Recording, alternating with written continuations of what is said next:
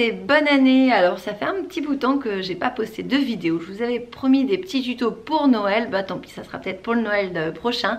C'est vrai que le mois de décembre a vraiment filé et j'ai manqué de temps. J'avais fait les prises de vue mais j'ai pas trouvé le temps de me poser le soir pour faire le petit montage parce que bah, le soir finalement là en cette fin de période et fin de trimestre et bien du coup il y a pas mal de choses à faire. Alors comme je vous l'ai dit on a fait le marché de Noël dans mon école cette année et donc mine de rien ça me prend quand même du temps à la fin de la classe, même si les élèves ont beaucoup bricolé et faisaient beaucoup de choses par eux-mêmes.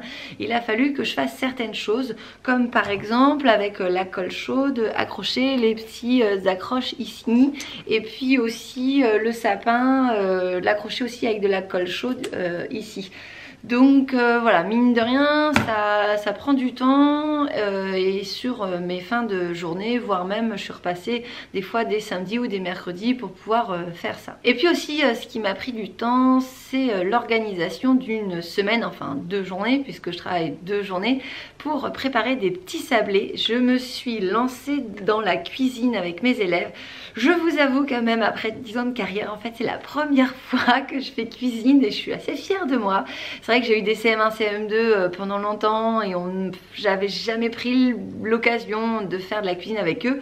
Là ça fait la 2e année que j'ai des CE1, CE2 et donc voilà je me suis lancée là pour Noël et on a fait des petits sablés, c'était mais vraiment génial. Le but pour moi de faire cuisine avec eux c'était surtout de peser les aliments. Donc on a là encore, on devait peser donc 250 g de farine, 125 g de sucre et 125 g de beurre. Alors le beurre on s'est servi des graduations de 25 en 25 donc on a compté de 25 en 25 et puis bah, pour la farine et puis pour le sucre on a utilisé les balances de Roberval. Alors peser les aliments avec les balances de Roberval c'était vraiment super, mais qu'est-ce que l'on travaille avec ça, c'est incroyable. On travaille déjà l'estimation parce qu'il y a des élèves qui disent oh je dois en mettre encore beaucoup plus ou j'en ai mis trop ou je dois en mettre encore qu'un petit peu. Donc vraiment estimer ce qu'ils avaient besoin comme quantité de farine ou comme quantité de sucre, c'était très intéressant. On a du coup aussi fait la tare avec par rapport au plat. On a pu vérifier sur une balance électrique, c'était vraiment super de se dire aussi bah là c'est trop il y en a trop parce que du coup ça va vers le bas ou il y en a pas assez parce que c'est trop haut. Enfin vraiment on a pu du coup travailler les masses, mais je pense que ça vaut le coup de enfin, une séance de cuisine, je crois que ça vaut le coup de 3 séances sur papier. Ça c'était vraiment, je suis vraiment mais trop contente. Donc il y avait un élève qui mettait par exemple la farine dans un plat et puis l'autre qui le prenait, qui le posait sur la balance et ensemble ils se disaient s'il en fallait encore ou si jamais il y en avait trop. Donc s'il y en avait trop ou pas assez, donc le deuxième élève redonnait au premier élève qui manipulait donc avec une cuillère. Et une fois qu'ils avaient ce qu'il fallait, on a pu mélanger donc les 2 binômes, donc un faisait farine, un faisait sucre. On a mélangé les deux et ensuite on a mélangé avec le beurre. Et ça on a mélangé tout dans un robot. J'avais chez moi un vieux robot que j'utilise plus puisque maintenant j'ai un robot cuiseur et donc du coup on a pu mettre donc là le récipient il est à la maison parce que je l'ai lavé, mais on a pu mettre tous les ingrédients et puis mélanger. Ça nous a donc fait une boule. Alors non, ça nous a fait ce qu'au début j'ai pas mis l'œuf, je l'ai mis le 2e jour l'œuf parce qu'on pouvait pas tout faire en une journée et je voulais que tout le monde puisse passer. On a donc travaillé du coup la masse le 1er jour et le 2e jour on a ajouté au sucre, à la farine et au beurre l'œuf et là on a refait encore avec le robot et donc on a obtenu une boule. On a étalé la pâte et puis ensuite après ils ont fait des emporte-pièces et j'ai été faire cuire donc les petits sablés pendant les récréations et pendant le temps du midi et aussi en fin de journée. Donc ça c'était super de fonctionner avec le robot dans la classe, ça avait évité que les élèves ils malaxent avec leurs mains et du coup se nettoyer, se renettoyer, bien vérifier que tout était nettoyé. Là ils manipulaient donc avec, donc bien sûr ils se lavaient les mains juste avant. D'ailleurs le fait qu'on aille travailler sur l'hygiène des mains en début d'année, ils se sont dit ah oui bien se laver les mains parce que sinon les microbes qu'on a sur nos mains, ils vont aller sur les sablés, c'est pas possible.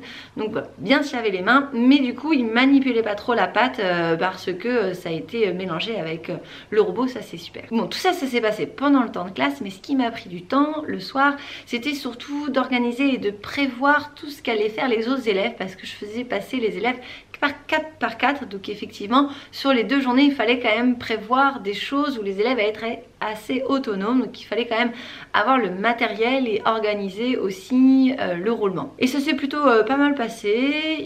On a travaillé en questionner le monde sur le plan, donc ils ont pu colorier une vue aérienne de notre village en coloriant de différentes couleurs les différentes parties, les routes, les constructions, les champs, les forêts, les choses comme ça. Ça c'était super. Donc ça ils ont pu faire ça de façon autonome. Ils ont aussi travaillé aussi sur l'alimentation. Ils devaient trier les aliments selon les 7 catégories. Vous savez, la viande, le poisson, les féculents, les fruits et les légumes, enfin toutes ces choses là. J'avais repris un travail, la fleur qu'on trouve chez Bout de Gomme, et donc ça s'est super bien passé.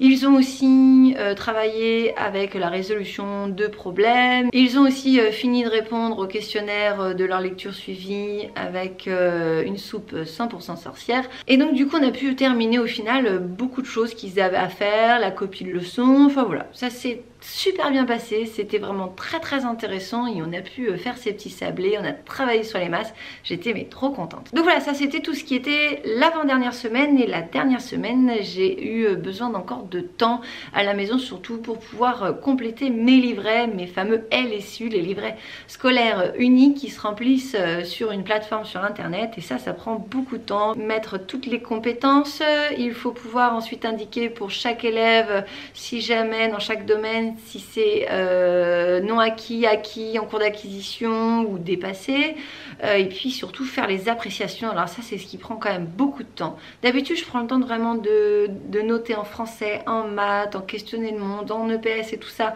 des petites appréciations, mais là c'est vrai d'être à mi-temps, j'ai l'impression de moins connaître les élèves, de moins avoir d'éléments pour pouvoir mettre des appréciations. Donc bon, avec ma collègue on a mis une appréciation générale assez grande avec beaucoup de détails et d'expliquer là où ça va, là où il faut travailler. Donc bon voilà, mine de rien, même si j'ai fait que l'appréciation générale, ça prend quand même énormément de temps. Et en tant que directrice, j'ai aussi pris le temps de relire toutes les appréciations que mes collègues avaient faites pour tous les élèves de leur classe. Donc voilà, ça a été un mois de décembre assez chargé. Après ça a été les vacances, Noël, le réveillon, tout ça, ça s'est fait à la maison. Il y a eu aussi l'anniversaire de ma fille qui est entre le Noël et le Nouvel An. Donc du coup, à chaque fois, j'ai toujours une fin d'année un peu chargée. Et puis bah du coup, je suis revenue quand même à l'école 2 fois. Donc là, c'est la 2e fois où je suis revenue à l'école, et je vais vous faire un petit tour de la classe pour vous montrer les petites choses que j'ai faites. Alors la première chose que j'ai fait, c'est de mettre des balles de tennis au bout des pieds des tables. Ça fait longtemps que je voulais le faire parce que je l'avais fait dans ma classe de CM1, CM2 juste avant de partir. Et là j'avais encore quelques balles de tennis sans râpe, j'ai pu faire 6 chaises.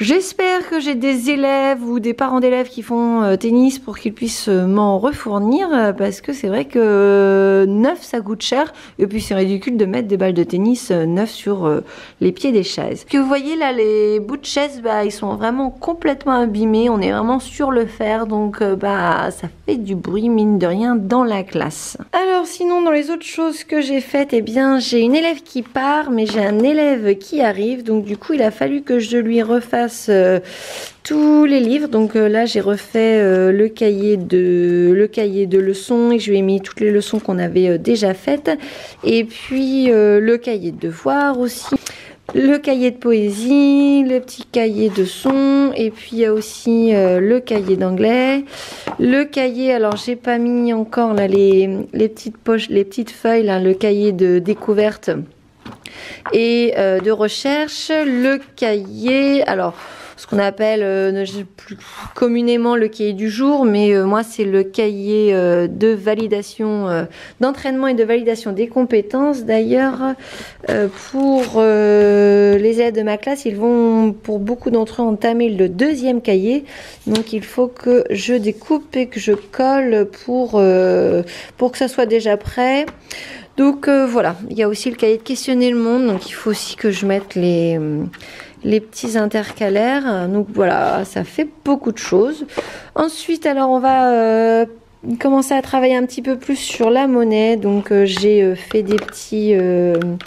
j'ai redécoupé de la monnaie et puis j'ai fait des petites boîtes pour pouvoir faire des échanges de pièces et d'essayer d'obtenir le minimum de pièces. Et j'ai aussi redécoupé, j'avais trouvé chez Recreatis des petites cartes à pince sur la monnaie, donc là aussi j'en ai redécoupé. J'ai aussi préparé, parce que je suis un peu en retard, en géométrie sur les polygones, donc il va falloir que on trie les étiquettes que j'ai reprises chez Bout de Gomme. Les élèves donc trieront les cartes en 2 catégories, donc il y aura les polygones et les non polygones, donc voilà, donc ça j'ai préparé les étiquettes. Alors ce que j'ai fait aussi, alors j'ai préparé ça là au-dessus, c'est le travail sur le portrait. On va attaquer la séquence 3, la partie 3 qui est sur le portrait d'expression. Donc ça, j'aime beaucoup travailler sur tout ce qui est expression. Donc on va travailler là-dessus. Ça va être très très sympa de remarquer qu'on a différentes expressions du visage, joyeux, qu'on va avoir, donc voilà, un peu boudeur, triste, étonné. Et voilà, alors, bien sûr j'ai des cartes en couleur et je vais avoir... il va y avoir tout un travail où on va découper au niveau des yeux et faire glisser une feuille pour que elle puisse, ça puisse donner une autre expression au niveau des yeux et au niveau de la bouche. Tout ça, ça va être très rigolo. Donc on va pouvoir faire ça. Et puis j'ai préparé aussi pour une autre séance, ça sera la séance 4, c'est sur les autoportraits. Voilà, donc ça c'est des choses que j'ai commencé à préparer aussi. Alors aussi j'ai rangé là beaucoup de choses que j'ai préparées à l'avance. On va faire beaucoup de synthèse. On va faire une synthèse sur les phrases affirmatives et négatives. Donc là on a quand même déjà beaucoup travaillé ça avec Pico, en cherchant les verbes, en mettant ne pas. Donc ça sera vraiment, voilà, mettre la petite leçon et puis avoir un petit exercice à faire à la maison.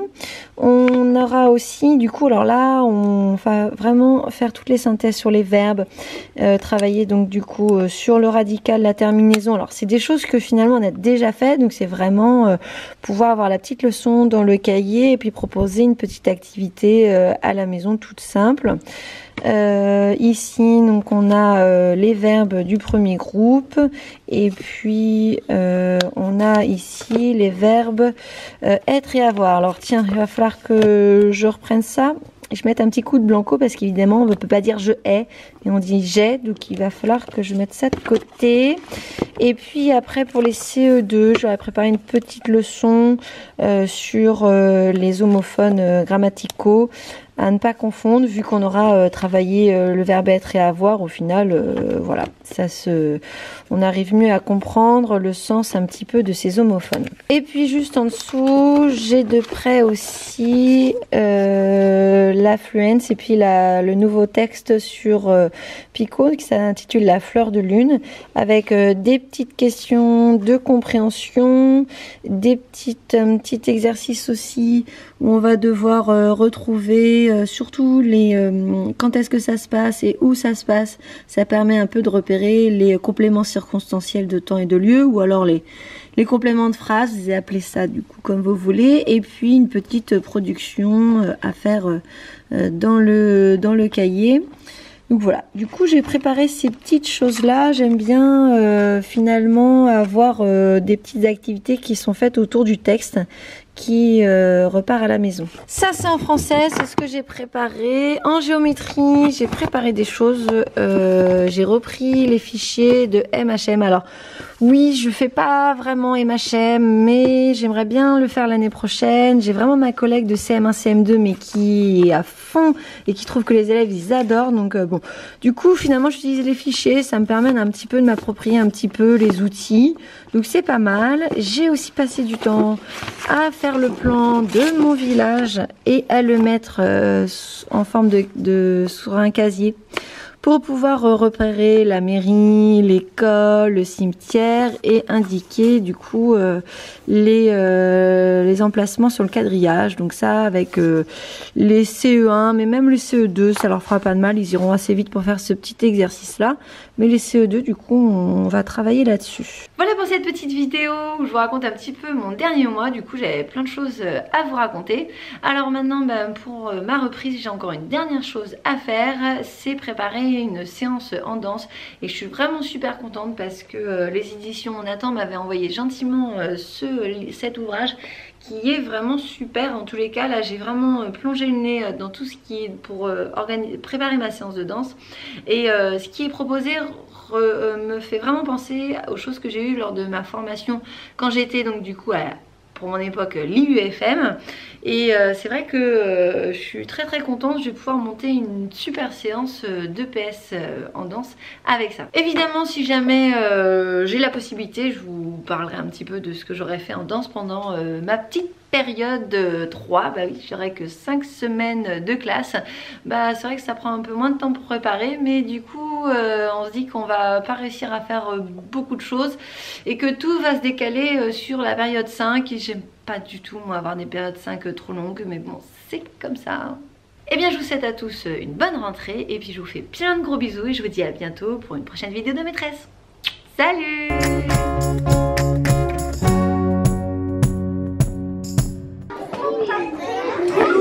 Trop lourd.